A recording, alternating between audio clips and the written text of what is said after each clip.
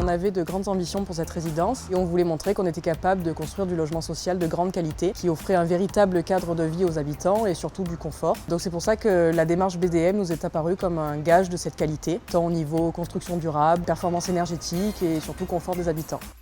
La démarche nous permettait d'avoir un objectif ambitieux tout au long de l'opération, que ce soit en phase conception comme en phase chantier, puis en phase exploitation du bâtiment.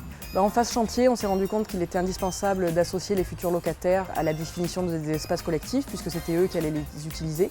Donc on voulait que ça corresponde vraiment à leurs besoins et à leurs attentes. Donc bien en amont de la livraison, on a travaillé avec une trentaine de familles volontaires.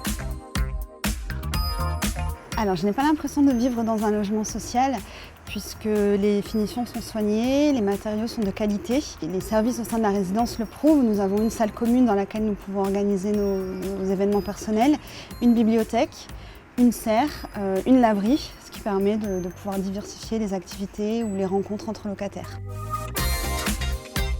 La démarche BDM a apporté à ce projet une réflexion transversale sur l'ensemble des questions environnementales et sociales, avec un travail très important sur tous les espaces communs, et notamment le cœur d'îlot, mais une réflexion sur quelle est la place du végétal dans l'urbain et quelle est la place du végétal dans les espaces communs.